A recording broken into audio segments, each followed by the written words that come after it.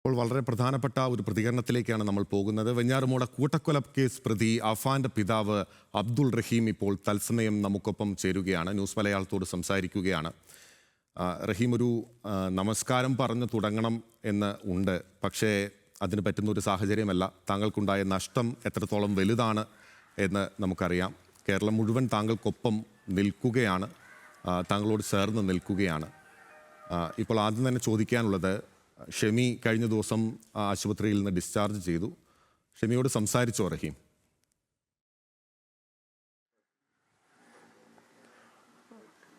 ഷെമിയോട് സംസാരിച്ചായിരുന്നു. Okay, ഷെമിയെ പോയി കണ്ടിരുന്നു. ബന്ധുവീട്ടിലാണെന്നാണ് ഞാൻ മനസ്സിലാക്കുന്നത്. താങ്കൾ ഇപ്പോൾ എവിടെയാണുള്ളത്? ഞാൻ എൻ്റെ പാങ്ങോട്ടുള്ള വീട്ടിലാണ് ഉള്ളത്, സഹോദരങ്ങളുടെ കൂടെ.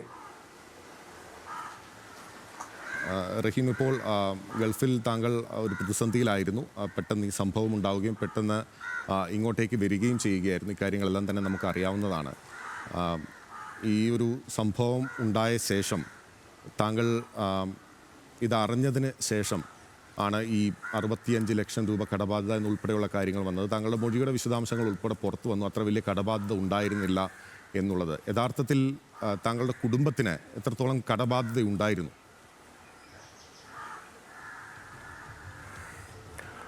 എൻ്റെ അറിവിൽ എത്രത്തോളം കടബാധ്യതയുള്ളതായിട്ട് എനിക്കറിയത്തില്ല. എനിക്കറിയാവുന്ന കടബാധ്യത ഒരു 10 അല്ലെങ്കിൽ 15 ലക്ഷം രൂപയ്ക്കകത്തുള്ളതേ ഉള്ളൂ കടബാധ്യതയായിട്ടുള്ളത്. അതെങ്ങനെയാണ്? 15 ലക്ഷം രൂപ എങ്ങനെയാണ്? അത് ആർക്കാണ് കൊടുക്കാനുള്ളത്? 15 ലക്ഷം വെഞ്ഞാറമൂട് സെൻട്രൽ ബാങ്കിലും അല്ലാതെ വൈഫിൻ്റെ കുഞ്ഞുമ്മയുടെ കയ്യിൽ നിന്നായിട്ട് കുറച്ച് പൈസയും സ്വർണ്ണാഭരണങ്ങളും വാങ്ങിച്ചിട്ടുള്ളതായിട്ട് അറിയാമായിരുന്നു. അതാണ് ഞാൻ ഈ പറഞ്ഞ പൈസ. അത് താങ്കൾ തന്നെ വാങ്ങിയ പണമാണോ, അതോ ഷെമി അല്ലെങ്കിൽ അഫാനോ വാങ്ങിയ പണമാണോ? അതെങ്ങനെയാണത്? അല്ല, ഇത് ഒരു 5-6 വർഷം മുന്നേ എനിക്ക് എൻ്റെ അറിവോട് കൂടി വാങ്ങിച്ചതാണ്. അത് ഷെമി വാങ്ങിയതാണോ? ഷെമി വാങ്ങിയതാണ്. ഓക്കെ, ആ പണം എന്തിനാണ് വിനിയോഗിച്ചത് എന്ന് താങ്കളോട് പറഞ്ഞിട്ട്?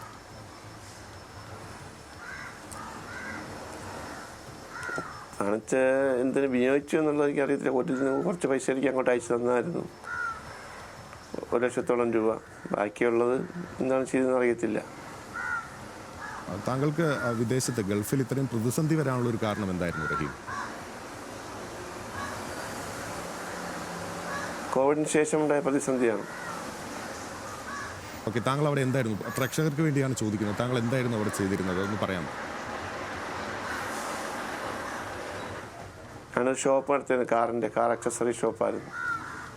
ഓക്കെ, അത് കോവിഡ് സമയത്ത് പ്രതിസന്ധിയിലായി.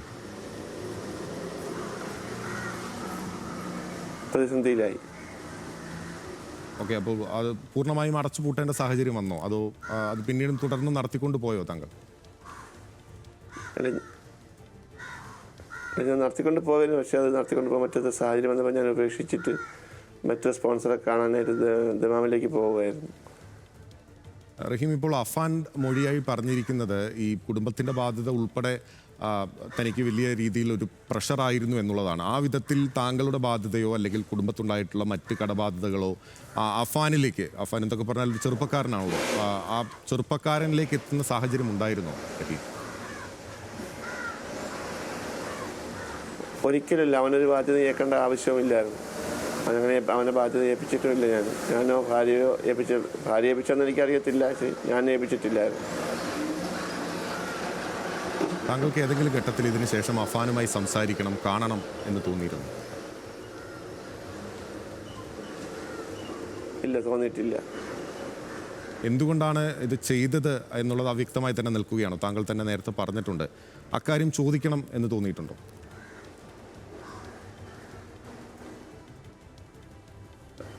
ചോദിക്കാതെ പോലീസ് അന്വേഷിച്ച് കണ്ടെത്തിട്ട കാര്യങ്ങളാണ്. എനിക്ക് അതിനെക്കുറിച്ച് കൂടുതലായിട്ട് അറിയത്തില്ല. അവന് കണ്ടാലും കാണണമെന്നുമില്ല എനിക്ക്.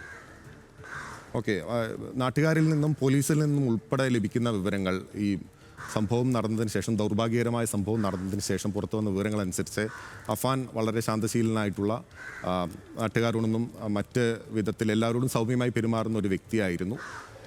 അദ്ദേഹം മറ്റു തരത്തിലുള്ള പ്രശ്നങ്ങളോ അല്ലെങ്കിൽ മുൻപ് ഏതെങ്കിലും തരത്തിലുള്ള പ്രശ്നങ്ങളിലോ അകപ്പെട്ട ഒരു വ്യക്തി ആയിരുന്നില്ല എന്നുള്ളതാണ്.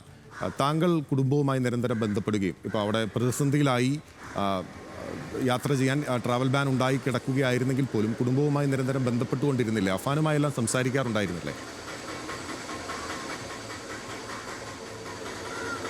അഫാനുമായി ഒരാഴ്ച മുന്നേ ഞാൻ സംസാരിച്ചായിരുന്നു അവനുമായിട്ട്. അവൻ സംസാരിച്ച കാര്യം വീട് വിൽക്കുന്ന കാര്യമായിരുന്നു. വീട് സ്ഥലം വിറ്റ് കടങ്ങൾ തീർക്കുക എന്നുള്ളതായിരുന്നു.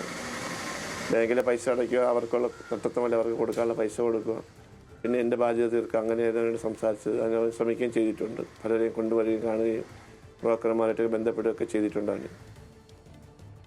ഓക്കെ, ഈ പണമിടപാട് സംബന്ധിച്ച കാര്യങ്ങൾ അഫാനുമായി സംസാരിച്ചിരുന്നു. അദ്ദേഹം ആളുകളെ കൊണ്ട് കാണിക്കുകയും ചെയ്തിരുന്നു ഈ സ്ഥലം വാങ്ങാൻ വേണ്ടി, അല്ലേ?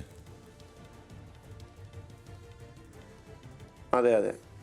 പിന്നീട് ആ കച്ചവടം നടക്കുന്ന അല്ലെങ്കിൽ അത് മുന്നോട്ട് പോകുന്ന തരത്തിലായിരുന്നു പ്രതികരണങ്ങൾ അവരുടെ ഭാഗത്ത് നിന്ന്? കച്ചവടം ഇങ്ങനെ പല ആൾക്കാരും വന്ന് നോക്കുന്നു, വില പറയുന്നില്ല, പോകുന്നു, ഇങ്ങനെ പറഞ്ഞിട്ടുള്ളത്. എൻ്റെ കൂടെ എത്ര ലക്ഷം രൂപയ്ക്കാണ് വിലയും കുറവായതുകൊണ്ട് കച്ചവടം നടന്നില്ല എന്നാണ് എന്നോട് പറഞ്ഞത്. ഏകദേശം ഒരു 80 ലക്ഷം രൂപയെങ്കിലും കിട്ടത്തക്ക രീതിയിലാണ് നമ്മൾ അതിന് മേലെ ചിലവായതാണ്. വീട് സ്ഥലം കൂടെ വാങ്ങിച്ച് വീട് വെച്ചതാണ് ഞാൻ. ഏകദേശം 90 ലക്ഷം രൂപയോളം എനിക്ക് ചിലവായതാണ്. 80 കിട്ടിയാൽ കൊടുക്കാമെന്നായിരുന്നു നമ്മുടെ പ്ലാന്. അത്രയും പണം ലഭിക്കാത്തതുകൊണ്ടാണോ ആ കച്ചവടം മുടങ്ങിപ്പോയത്?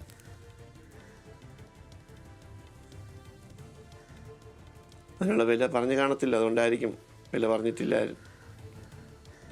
ഓക്കെ, അപ്പോൾ ഈ 80 ലക്ഷം രൂപയെങ്കിലും താങ്കൾ പ്രതീക്ഷിച്ചിരുന്ന ഒരു സ്ഥലമാണല്ലോ. 90 ലക്ഷം രൂപ മുടക്കിയിട്ടുള്ള ഒരു വീടും പുരയിടമാണല്ലോ. അപ്പോൾ എത്രത്തോളം ഇപ്പോൾ വീട്ടിൽ 15 ലക്ഷത്തോളം കടബാധ്യതയുള്ളൂ എന്ന് പറയുന്നു. ബാക്കി തുക മുഴുവൻ താങ്കളുടെ കടം വീട്ടുന്നതിന് അവിടെ ആവശ്യമായിരുന്നു, അല്ലേ? ഇല്ല, എനിക്കൊരു 10 ലക്ഷം രൂപയുടെ കടയുള്ളൂ. ബാക്കി ഇത് വിറ്റ് കടങ്ങളും തീർത്തിട്ട് നമുക്ക് വേറെ എവിടെയെങ്കിലും കുറച്ച് സ്ഥലവും വാങ്ങിച്ച് വീടുമുള്ളത് വാങ്ങാനുള്ള പ്ലാനിലാണ് ഞങ്ങൾ നിന്നത്. അതിന് തൊട്ട് മുൻപ് ഷമിയുമായും മറ്റു കുടുംബാംഗങ്ങളുമായും പ്രത്യേകിച്ച് ഇളയ മകനുമായിട്ടെല്ലാം അവസാനം എപ്പോഴാണ് സംസാരിച്ചത്?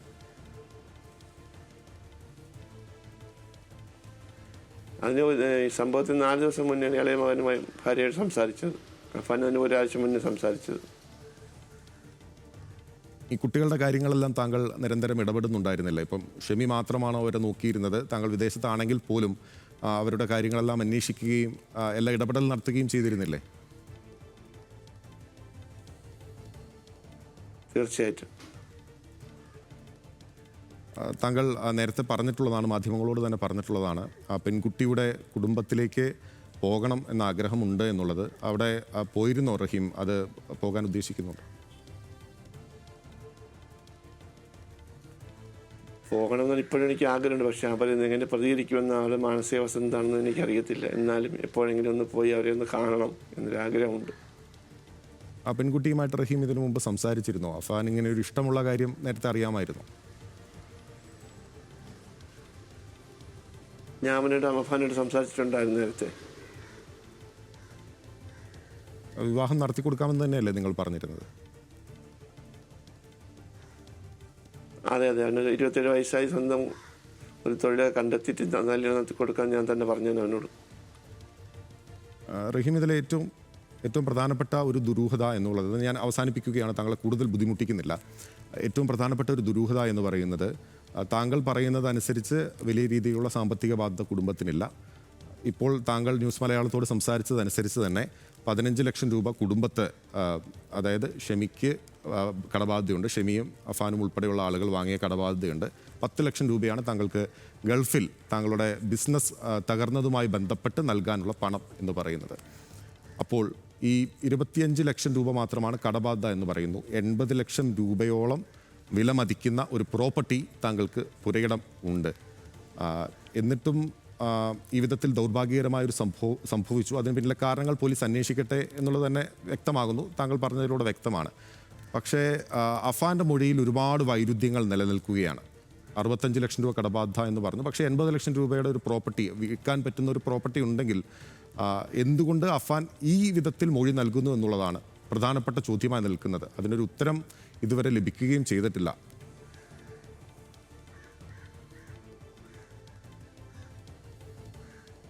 ഇതിനെക്കുറിച്ച് എനിക്ക് കൂടുതലായിട്ട് അറിയത്തില്ല. എൻ്റെ അറിവിലുള്ള ബാധ്യതയാണ് ഞാൻ പറഞ്ഞത്. ഇപ്പോൾ ബാധ്യതയുള്ള ബാക്കിയുള്ള ബാധ്യതയെക്കുറിച്ചൊന്നും എനിക്ക് അറിയത്തില്ല, എന്നോട് ആരും പറഞ്ഞിട്ടുമില്ല.